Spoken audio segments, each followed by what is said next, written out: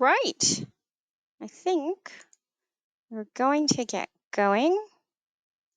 Good morning, everybody. Welcome to today's session in conjunction with Conveyancing Data Services. So my name is Danielle. You would have heard my voice before. Thanks for joining me today. As always, a bit of housekeeping before I get going. You should see a control panel on your screen, which allows you to ask written questions. Please feel free to submit questions as we go along, and I will get them answered during or after the webinar. We are recording today's session as well. And so if you'd like a copy of the recording or the slides, please let us know and we'll pop those over for you. And as always, there's a quick feedback survey as well as a prize draw that you will be automatically entered in to win some Apple products. So please do continue on. And just a little disclaimer, I am working from our Cornwall offices today, so hopefully you can hear me quite clearly and there's not too much background noise, but apologies if there is. We shall try and make sure everything is working properly. So let's get started. So I'm going to start off today with some basics or foundations. You are all going to be very familiar with some of this already. What is flooding? I think it is really important to understand, obviously, flood risk in all its forms. You're all going to be familiar with this if you already get flooding included in your environmental reports. So we look at surface water, groundwater, as well as river and coastal flooding. It can happen anywhere, and in terms of what the most common types of flooding people tend to think about would be, I would say, river and coastal, but actually surface water is the biggest risk of all. And when we look at it in relation to climate change, actually in terms of the increase in surface water, you can kind of see the links. It goes hand in hand. Really, surface water is a huge risk. It's caused by the volume of rainwater falling. Certainly when you get like freak rainstorms like we've had more and more common, it's usually short-lived, and it tends to be associated with heavy downpours of rain and thunderstorms. Now, I'd like to say it's always short-lived, but given the current climate and the level of inclement weather we are having, in addition to combinations of different types of flooding, it's actually becoming much more common. And so just bear that in mind when we're talking about different types of flood risk, and it's the layering of the different types of flood that can really, really be an issue. And just some examples of what they look like on the screen for you. Now, around 5.9 million properties in England are at risk of flooding, which is roughly about 20%. The Environment Agency has said that if current planning outcomes continue, this number could actually double in the next 50 years. And the government has recently consulted on proposals to change England's planning policies to better respond to flood risk and climate change. There's roughly about 2.4 million properties that are already situated on known floodplains. And in terms of insurance, that has its own implications as well, which we'll talk about a little bit further down the road. But let's take a closer look at climate change, because really that's kind of the growing problem. We've put the definition of climate change on the screen for you. So climate change is a long-term change in the average weather patterns that have come to define Earth's local, regional, and global climates. Basically, it's global warming. We all know what it is. We've seen enough of it in the media. We've had people gluing themselves to motorways and buildings and whatnot in protest of what is happening, or the lack of action when it comes to climate change. Now, there are many signs of climate change, including things like higher temperatures. The Met Office in some cases has said, depending on how much the Earth warms in the next 20 to 30 years, we could be experiencing temperatures of up to 30 or 40 or 50 degrees even. More droughts, wilder weather, and of course, the one we're going to be talking about today is the changing rain and snow patterns. Climate change means we expect to face more frequent or severe weather events. like flooding, like droughts, like storms. And these events bring physical risks that impact our society directly and, of course, have the potential to affect housing and the economy. And as these events happen more frequently, people will become more reliant on insurance to cover the costs of damage to their houses and their cars and their property. Now, if you cast your mind back to year 8 geography, where you learnt about the water cycle, you know, think about the evaporation, the precipitation, the infiltration. We all kind of have a rough idea of the water cycle and how that ties to climate change. Now, the climate crisis has intensified this cycle because as air temperatures increase, more water evaporates into the air. Warmer air can hold more water vapor, which then leads to more intense rainstorms, causing major problems like extreme flooding. Floods are made more likely by the more extreme weather patterns caused by the long-term global climate change in land cover. So as we build out more and we remove things like vegetation, uh, climate change, the increase of flood risk just goes up and up and up. And extreme floods are being triggered by intense precipitation, longer durations of these freak rain events.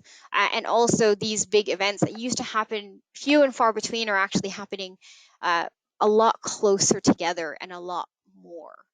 And so these are all contributing factors to some of the things that we see today. And, you know, we've had an increase in rainfall.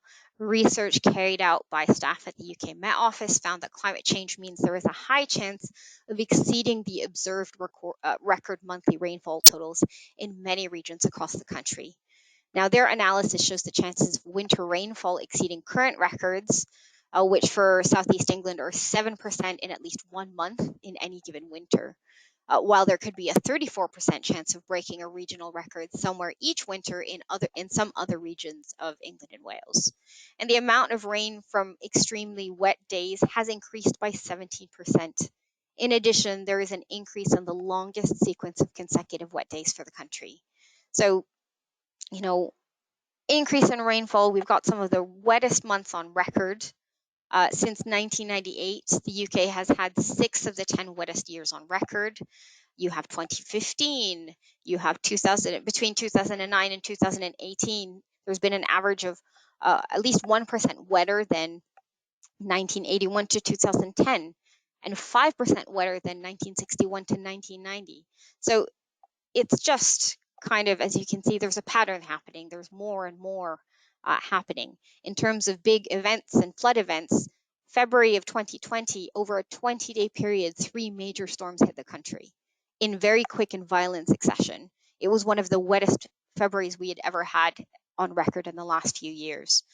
Alongside that, you've got the rising global temperatures along the English coast, the sea level. I mean, the English Channel coast, which is kind of where Groundshure's offices are based, the sea level's already risen by about 12 centimeters in the last year. So you can see that it's definitely having an impact, and it's definitely something to be concerned about. And another thing to take into account is things like urban flooding. It's definitely also becoming very persistent as of late. Urban flooding occurs in built-up areas and is caused by intense and or prolonged rainfall, which overwhelms the capacity of our drainage systems. It's one of the principal hazards in modern towns and cities, and this type of flooding often leads to major economic losses and devastating social and environmental impacts. The likelihood of pluvial flooding occurring is higher in urban areas due to the high proportion of tarmacked and paved surfaces, which limit water infiltration and increase the amount of water running off the ground surface as well at very high speed. And so that is actually called urban creep, which is the replacement of water-absorbing natural spaces with impermeable man-made infrastructure.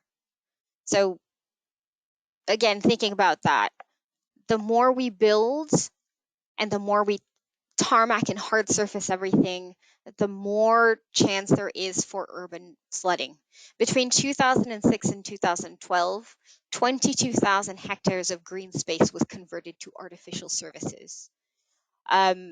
with an NPFA study finding that 34,000 sports pitches were lost to development over a 13-year period. A 2018 Ordnance Survey blog found only 17,000 playing fields in England, which compares with 21,000 sites found by the NPFA in 2005. So that's a loss of 308 sites a year. If that rate of loss were to continue, England could lose up to 6,700 playing fields by 2040, leaving just over 10,000 left. Now, it seems likely that the previous rate of loss is going to slow, making this a likely maximum loss, but even though it's a pretty big number. So things like that don't help. Another issue is kind of the obsession of perfect lawns. More and more people are actually deciding to opt for either concrete or built patios or actually artificial grass. And not only is this, a plastic barrier for bugs, but in urban areas where the risk of surface water flooding is quite high, it can actually make the problem worse. So because artificial grass doesn't absorb rainfall like living grass does and is far more prone to runoff. Now, whilst runoff into the drainage system in a normal, under normal circumstances is perfectly fine, when we get things like big flash flood events, soil permeability is a really big factor in reducing flood risk. So, live grass is really helpful in actually preventing flood. Some artificial grass and concrete, as much as it looks lovely, in some cases really isn't good for that type of thing. So, things like that, as we build more, that can also impact how what the flood risk is to properties. So it's coming, it's happening more and more, and those are just some of the reasons why. Now I'm going to talk a little bit about some recent flood events, just to give you some context all over the country. So back in 2021, following on from the talk of urban flooding, London is not a surprise that it gets a lot of urban flooding or flash flooding. And the images that you see, this happened summer of last year. So that image that you see, a family was rescued by firefighters in a dinghy when their car became trapped by the rising water. On the 12th of July last year, nearly 76 millimeters of rain fell in 90 minutes in certain parts of London, resulting in 120 Kensington and Chelsea residents having to be evacuated from their homes. By lunchtime, 8 underground lines had been suspended and multiple underground stations had been closed, including Euston. The London Fire Brigade reported over 1,000 calls related to flooding that day. 5 days later, 76 millimeters of rain fell again in 90 minutes and caused floods in Portobello, and flood levels reached at least almost half a meter. So lots and lots of torrential rain that happened, and that, of course, is one of the photos that was in the news quite a lot. That's Pudding Mill Lane, the DLR station at Stratford.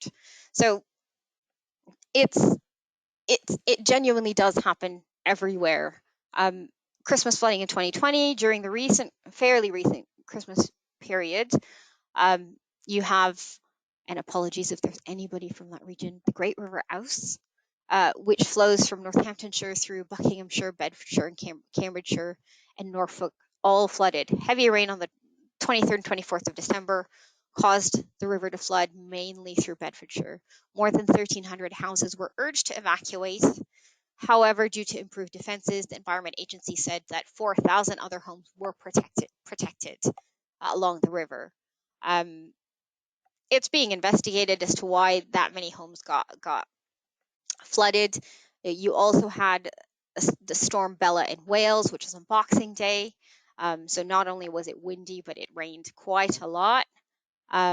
Between 15 and 25 millimeters of rain fell in Wales and southwest England, and in some areas 60 millimeters fell in some areas across the hills. The arrival of Bella followed by a relatively calm period kind of helped, but at As of 5 a.m. on Boxing Day, England had 78 flood warnings and 99 flood alerts, and Wales had 2 flood warnings and 5 flood alerts. So it's just happening far too often, far too frequently. This is another example. These are storms Kira, Dennis, and George brought 44% of February's rainfall and contributed to a new UK rainfall record for that month. And again, these are from back in February, and they were basically 3 storms that happened in very, very quick succession, and it impacted the country all over. So no part of the country escapes from it. And just to show you kind of some of the stats of the damage that these types of events can happen. Now, as weather-related insurance claims rise, insurance companies have more to pay out, increasing everybody's premiums. If companies and households are not insured, they may need to foot the bill themselves, of course. And in both cases, it's the consumer that ends up paying more. Weather-related losses, both insured and uninsured, are much higher in recent decades.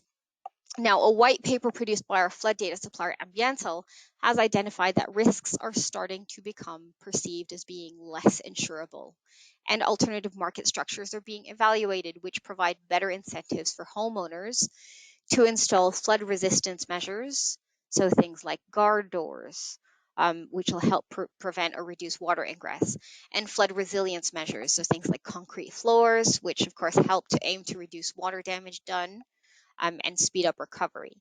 Now, in terms of insurance, a publication by Hudson et al. In 2019 showed that the average risk-based flood insurance premium in Europe could double between 2015 and 2055 in the case that households do not take steps to reduce potential damages from flooding. Currently, both in the UK and continental Europe, flood insurance mechanisms do not currently incentivize risk reduction by policyholders, and as such, vulnerability to climate-induced flood risk is increasing. But let me just also touch on banks. So, and what are lenders thinking about when it comes to climate risk? In terms of mortgage lending and banking, there is a growing awareness within the sector, as well as increasing regulatory pressure to manage and mitigate climate risk from future flood damage across mortgage portfolios. Now, given a typical mortgage term of 25 years and notwithstanding the fact that many borrowers will remortgage several times within the term, increasing flood risk in the country means that the value of mortgaged assets could be reduced significantly going forward. And based on property level climate risk modeling carried out by Ambiental, it's been estimated that an additional 1.2 million properties across the country could be at high risk of flooding by 2050. And given that the Office for National Statistics suggests that around 35% of UK households have property debt, and the average value of a mortgage in the UK is, let's just say 140,000, it means that around 60 billion in mortgage debt could be impaired by 2050 due to climate-induced flooding alone. And again, what are the climate risks? So from a banking perspective, there are 2 main types of climate risks identified by banks. And the Bank of England has actually made this distinction very clear. You've got physical risks. So these are risks resulting from a change in climate and can be event-driven, including increased severity of extreme weather events such as storms, heat waves, drought, and flood. Longer-term shifts in the climate patterns arise from sustained higher temperatures that may cause rise in sea levels, rising mean temperatures, and more severe weather events. Now, banks are concerned that properties in high flood risk areas, as well as high-risk subsidence zones, can impact on property prices and insurance coverage levels. Barclays said in its 2021 Climate Disclosure Report, physical events are already happening in the short term, and these risks could, in the medium to long term, impact on entire sectors and geographic regions that the bank supports, as well as potentially impacting on the bank's own infrastructure. NatWest said in its 2021 climate disclosure report, flood risk and its associated change in flood insurance premiums has been identified as the key direct physical risk for buildings in the UK, and NatWest Group will improve flood risk data forecasting to support its strategy to support affected customers. So this is something that the banks are already aware of and are already starting to look at and action. And I believe the same, same with insurance companies. We already kind of are, forecasting and predicting some of this stuff in our reports. So that's physical risks. That's the risks that people will probably more easily associate with physical properties. And then you've got transactional risks. So in terms of policy and legal, you're looking at mandates on and regulations of existing products and services, things like minimum energy efficiency performance standards, things like technology, so the replacement of existing products with lower emission options, and looking at how the market can change consumer behavior. So there's all sorts of things that are being taken into account and are actually slowly being folded. Climate is definitely being folded into what insurers and lenders and the industry are looking at predictively and looking at risk. I'm going to touch briefly on flood resilience to give you an idea of what else can be done when we're talking about encouraging clients' behavior towards taking into account flooding and climate change. So you've got flood resilience. As you can see on the screen, resilience measures are designed to reduce the damage caused by floodwater and reduce the cost of repair. So things like raised electrics, kitchen fittings being made from water-resistant materials, appliances being raised off the floor, things like solid concrete flooring and tiling instead of carpets to help make things easier to clean up, even something like a flood alarm. And then you've got resistance, meaning measures that are designed to resist water entry or to keep water out altogether to prevent internal damage caused by floodwater. So those will be things like flood doors and barriers, drains and pipes, different types of flooring, air bricks and vents.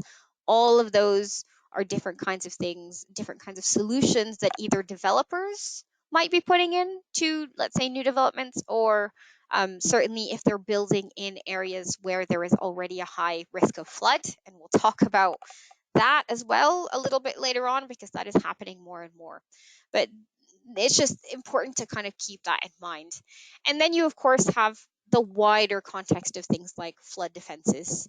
So the next couple of slides shows various types of flood defenses, flood management schemes that help mitigate against the effects of flood risk and the oncoming flood risk that we are potentially going to have increase. And there's two types of flood defenses. You've got hard and soft. I think they're fairly obvious. Dams, reservoirs, embankments being some of the hard stuff, and soft being more nature leaning, so planting trees, conservation, agriculture. One is not better than the other, and what designers are basically saying is that a combination of two works best to try and slow down water and then try and stop water altogether. I think it's fair to say that we are looking and planning for this type of stuff, these types of events more and more. And it wouldn't surprise me if you will see that more and more as well, being folded into development plans by local authorities as well as developers looking to build properties elsewhere. This is another very excellent example of some type of flood barrier. The Thames barrier has been pretty busy. It's had some of its busiest seasons in the last 40 years of operation, having been opened and closed quite a lot, and it continues to protect a lot of houses in the London area.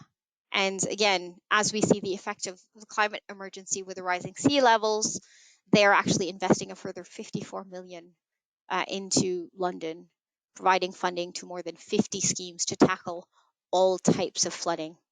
So, and one thing to bear in mind, a third of England's most important flood defences are in private hands. And an investigation has found, with more than 1,000 found to be in a poor state. some at risk of complete performance failure. So in our reports, we actually provide data on Environment Agency proposed and existing flood defenses so that you and your client know whether or not a property is sitting in an area that benefits from a flood defense scheme of some description. But to give you an idea, this is NASA's sea level projection tool. It was launched after the release of the IPCC's first chapter from its sixth assessment. The tool, hosted on NASA's sea level portal, shows in detail how different parts of the world will be impacted by sea level rise under a range of emission trajectories. And this image shows the entire bank of the River Thames could be at risk, with the exception of Westminster, Soho, and the City of London, as extreme weather becomes more frequent due to climate change. So that is a huge, huge scenario, part of London. And again, not to scare people, and bearing in mind with IPCC, we're looking at different levels. They have different scenarios or emission scenarios. One going from, I think it's 1.5 degrees upwards in temperature increments. So bear that in mind. But these are potential things that can happen. You have flood alleviation schemes like this, which is the Leeds flood alleviation scheme. This is a great example of where both hard and soft defenses are being used alongside each other to deliver protection to a huge number of homes and businesses. This particular project was delivered in 2 phases. Phase 1 was complete. The second one is ongoing. It's a combination of both types of flood defenses, and it's really there. Once both schemes are complete, it will provide protection to over 4,000 homes and 900 businesses. So these are all being taken into consideration. Same with like Oxford. Oxford also has a long history of flooding. Significant parts of the area are, at risk, and so they are building a lot of protection in and around the area. You've got the Oxford Flood Alleviation Scheme. It's going to create a new stream with a wetland wildlife corridor. It's going to create more space for floodwater away from built-up areas and reducing flood risk in Oxford and the surrounding areas for many, many decades to come. And it's about 5 kilometers long. So this is all planning that lots of councils are looking into. Pushing risk, protecting houses, putting up barriers, or places like Wales, where Wales coastal wetland provides actually more protection than previously thought, researchers have found. So they're looking at natural ways to slow flood down. And particularly, I mentioned earlier about grass sucking up all that water. Vegetation in general either sucks up water or sucks the energy out of waves as they pass over it. So these are all of the types of schemes that are being considered, and you will see them more and more depending on which part of the country that we live in. I'm talking a little bit about the future. So as you probably well know, we are running out of space to build properties. And of course, with this new pressure from the government, we've got housing targets, or they have housing targets that they've set. Properties are being built on known floodplains. It's becoming more and more common. A government spokesperson actually said that building on a floodplain should be avoided whenever possible, as protections must be put in place when building in these areas is necessary. We expect local planning authorities to follow this guidance. Now, analysis shows 200 permissions and capacity developments, which will total 5,283 homes, have been granted in local authorities where already more than 1 in 10 homes are significant for flood risk. So, yeah, unfortunately, we are still building houses on floodplains, which makes it even more important in terms of due diligence that developers are being held to account, that they're doing all of the planning correctly, and that actually warnings are being taken into account when it comes to risk, and some of the most affected parts of the country being Yorkshire and the Humber and the East Midlands. And this is an oldie but goodie. This was the Groundsure estate flooding in 2012. More than 100 homes were engulfed. when a river breached defenses on a newly built estate in 2012, and the cause of flooding was concluded as a result of heavily saturated ground in the lead up to the event, as well as the sheer length of time the river was actually flooded, and additional issues on the site were blocked entrances to culverts and incorrect irradiance, so water couldn't flow away easily.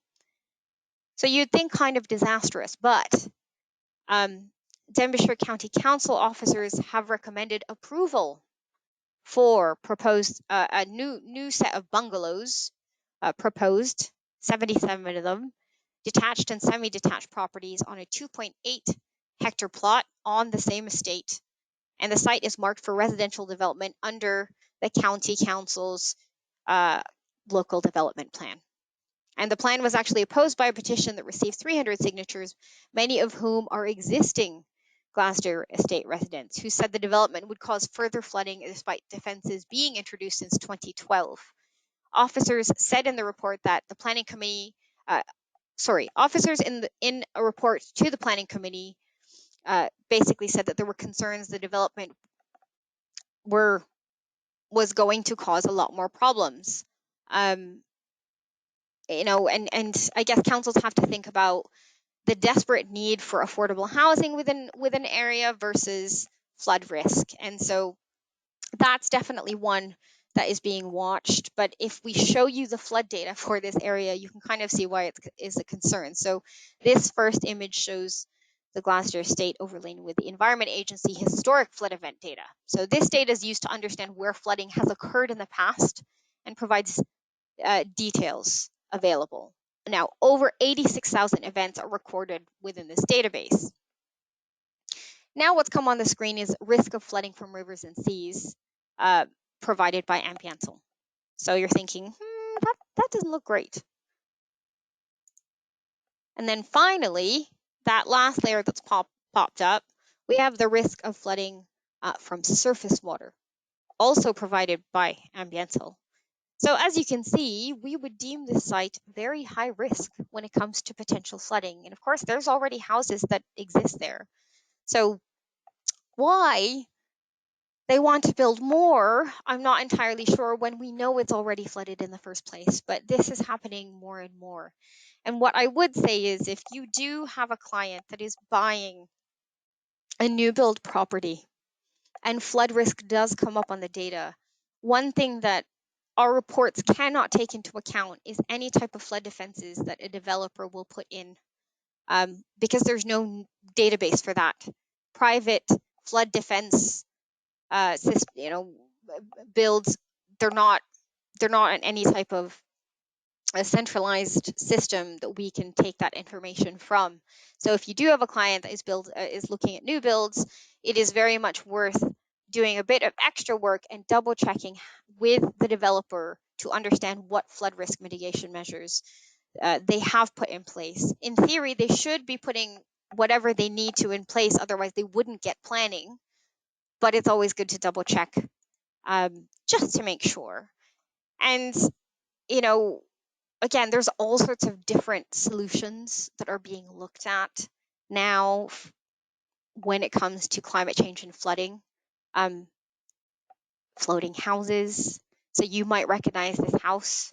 It's actually from a 2014 episode of Grand Designs. It's a floating house in Buckinghamshire. And it was to provide a solution for people who had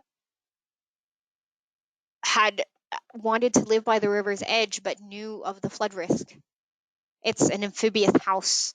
And you may start to see this type of living solution along riversides more and more.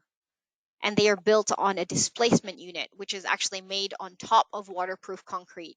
And it becomes buoyant as flood water comes in. So the house is actually fixed in a dock with 4 columns that prevents it from floating away with a flood, but it ensures that it moves up and down.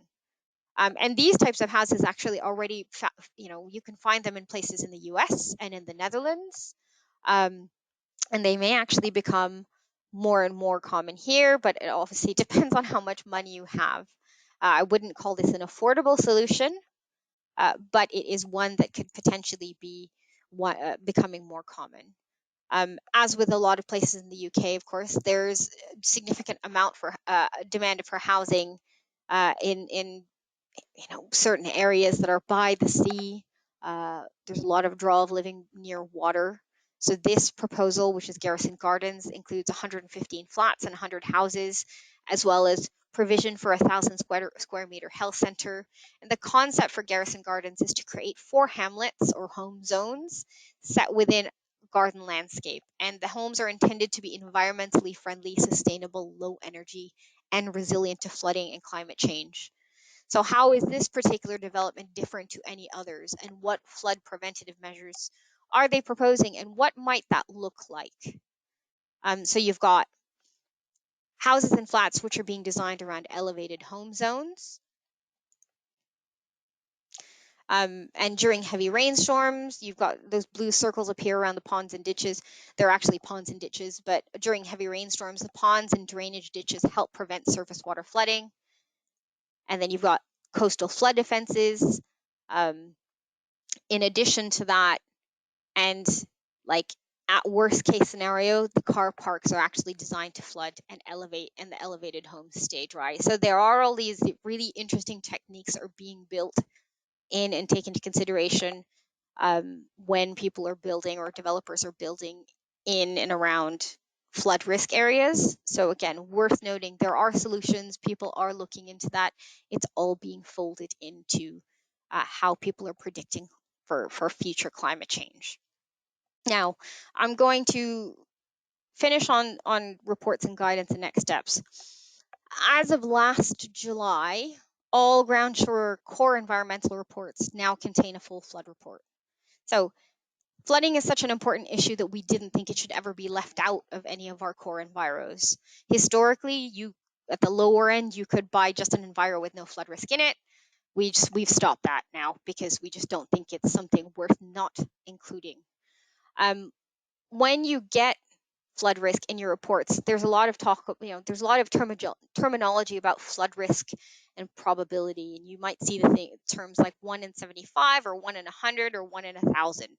So what does any of this actually mean? It means that in any given year, there is a 1 in 75 or 1 in 100 or 1 in 1,000 chance that an event of a significant magnitude could occur. Or to put more simply, if we look at 1 in 100-year flood, it means that it has a 1% chance of occurring in any given year. And that's actually quite high.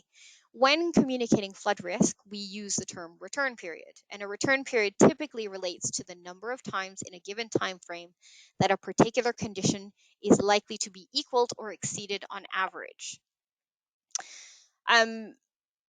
Hopefully that's not confusing, but there is possibly a more practical way of explaining it to a client, and it's giving it through something that they can relate back to, like their mortgage term. So within our flood reports, we provide an overall flood risk rating, which is based on a 6-tier scale, negligible to high. The overall flood rating is a calculated combined risk taking into account flooding from rivers, the sea, surface water, groundwater, historic flooding events, and the presence of flood defense. And early flood risk types has a different, each flood risk type has a different weighting. So, all of that's included. The flooding section of your report is based on model data provided by the Environment Agency, as well as ambiental risk analytics, and covers all of the things I've just spoken to. And these data sets should be used to give an indication of relative flood risk. So it's not a definitive answer, it's a relative flood risk. So it's really difficult to predict these types of events. We've gotten a lot better at predicting them, and Ambiental certainly has. The technology has come along leaps and bounds, but it's not 100%. Nothing ever is. I think everybody knows that. Just because something has been rated low or negligible, that doesn't guarantee that absolutely no flooding will occur. And so it's just worth bearing that in mind. And it does get all explained within the report to you.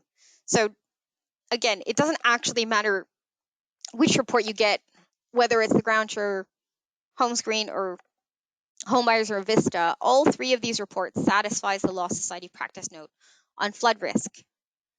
And section B25.16 of the Conveyancing Handbook. So it includes all of the things, all the bullet points that you see on the screen. It will provide you maps if we have found flood risk, and will then provide you with guidance and next steps of what you / your client may have to look into should there be a different kind of flood risk found. In addition to that, we are actually looking at climate data and looking at folding that into our assessment as well. Is it going to change greatly? No, because some of this stuff is already predictive.